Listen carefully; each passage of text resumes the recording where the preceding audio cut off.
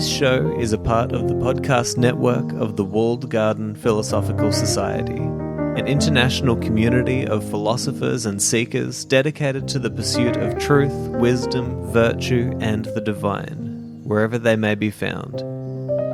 To find out more, go to thewalledgarden.com. Hey everybody, welcome to my series on Seneca's letters, and today we are finally moving on to letter number 5 on the philosopher's mean. And in this letter, Seneca is discussing the way that he thinks a philosopher should live his or her life. And, this is one of the things that I really love about Seneca's writings is the extent to which he dives into the questions of what is a philosopher's task? How should they live their life? How should they communicate with people? What's the purpose of philosophy? Because you'd hopefully expect that if you're going to be learning from a philosopher, then maybe they have wrestled with probably the most fundamental question that they should wrestle with, which is, what am I actually doing here? What's the purpose of this thing called philosophy? What am I engaging with, and how should I most effectively engage with that process? And so that's exactly what Seneca's describing here. And I'm going to be focusing in the next couple of episodes on verses 1 through to 6, because I think that this really gives us a great picture of the kind of middle way approach that Seneca takes to the task of philosophy. So I might just jump in and I'll start reading and maybe even just pause in between sentences so that I can comment on what I'm taking away from this writing. So he says, I commend you and rejoice in the fact that you are persistent in your studies, and that, putting aside all else, you make it each day your endeavor to become a better man. I do not merely exhort you to keep at it, I actually beg you to do so. Now, I really like that first sentence there, because it does give us a picture of the way that Seneca sees philosophy. It is the task of becoming a better man or woman, right? It's the task of becoming a better, more fully formed and more functional human being. And I think that one thing that I take away from Seneca's writings on philosophy is that philosophy isn't simply reading a bunch of books about how to be a better person. And I think that it can be easy to think that that's what philosophy is, especially today when, look, you're listening to a podcast where I'm not actually delivering to you philosophy as much as I am being a historian of Seneca's ideas, right?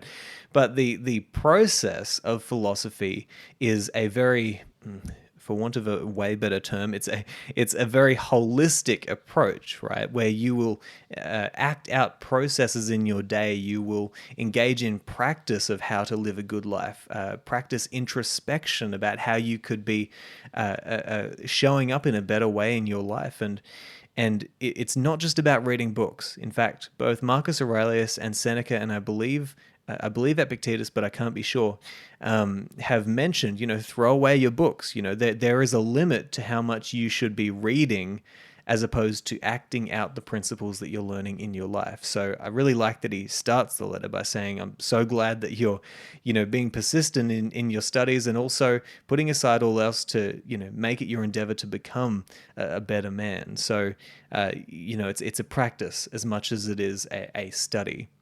So he goes on. I warn you, however, not to act after the fashion of those who desire to be conspicuous rather than to improve, by doing things which rouse comment as regards to your dress or general way of living. Repellent attire, unkempt hair, slovenly beard, open scorn of silver dishes, a couch on the bare earth, and other perverted forms of self-display are to be avoided. The mere name of philosophy, however quietly pursued, is an object of sufficient scorn.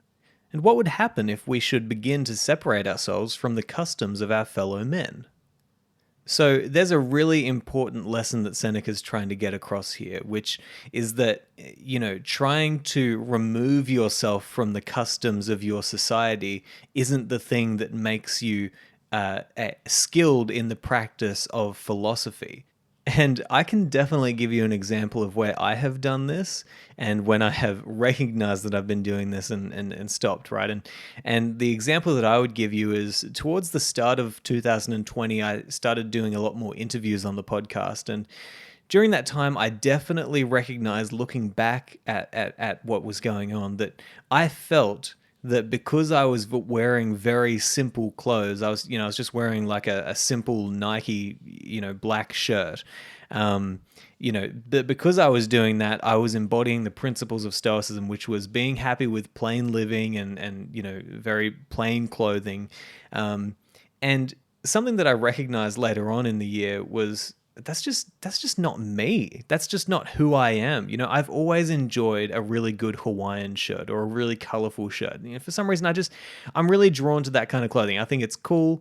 And from a very young age, I was definitely always excited to find like a Hawaiian shirt or a crazy patterned shirt in an op shop. And that's just part of who I am. I'm a creative person. I'm a musician. And I enjoy that sort of stuff. And here I was thinking that because I was all of a sudden, wearing these very plain clothes, that made me a better philosopher. And that just wasn't the case. And luckily enough, I have a wife who often knows me better than I know myself. And she pointed out to me a few times and said, kind of, hey, listen, I miss the colorful shirt, Simon. Why don't you wear, these shirts anymore? Because that's who you are. And I'm grateful that she did that because it pulled me back from the brink of doing something that was fake and that really didn't make a difference or mean that I was being better in my pursuit of philosophy at all.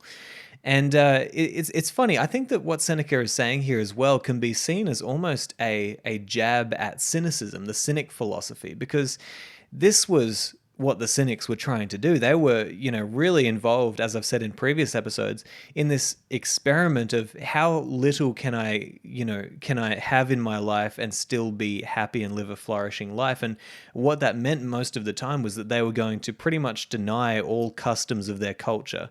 There's some hilarious stories of some of the cynics and the things that they would do and the things that they would say to people walking by and just how far they would go to alienate themselves from the people of their culture.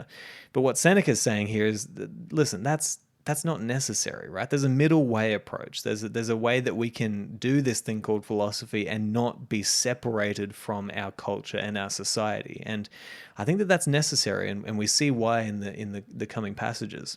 So he says, inwardly, we ought to be different in all respects, but our exterior should conform to society. Do not wear too fine, nor yet too frowsy a toga. One needs no silver plate encrusted and embossed in solid gold, but we should not believe that the lack of silver and gold is the proof of a simple life. Let us try to maintain a higher standard of life than that of the multitude, but not a contrary standard. Otherwise, we shall frighten away and repel the very persons whom we are trying to improve.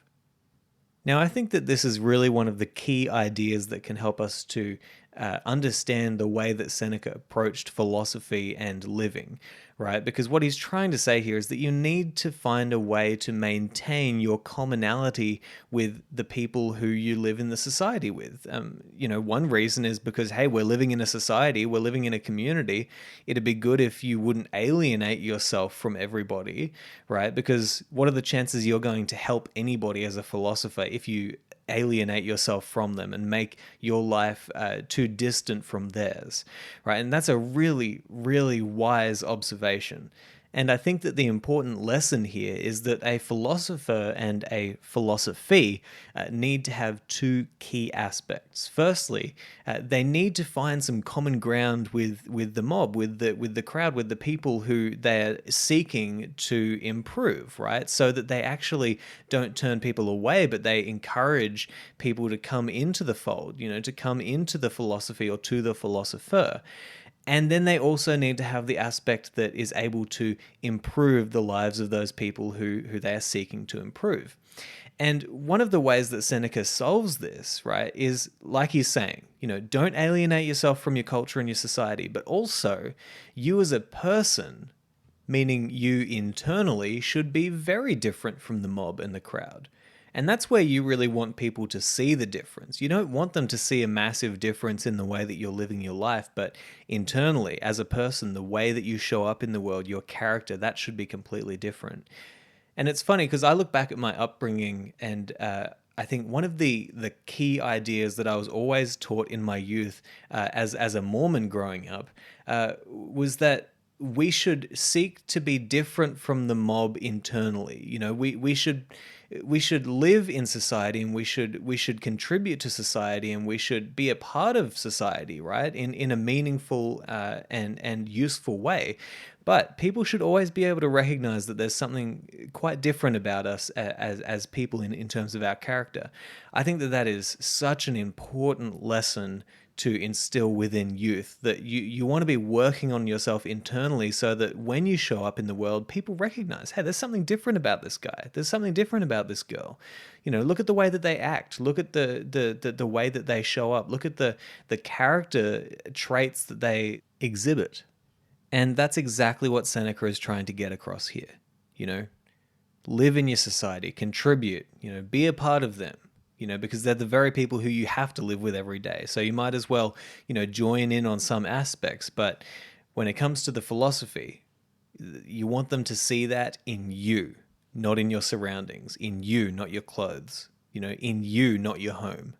So I think that's a really cool idea, and I want you to think about how this relates to you in your life. You know, what are some of the things that you might be doing in your practice of philosophy that really aren't necessarily for you, but as a practice of show, you know, trying to separate yourself from the mob and trying to you know, act as if you're practicing philosophy when really it's an internal game. Just have a think about that, because I think that that's such a useful question to meditate on, and it's certainly been helpful for me in my own practice of philosophy. But anyway, I hope you've enjoyed this episode, and I will talk to you in the next one.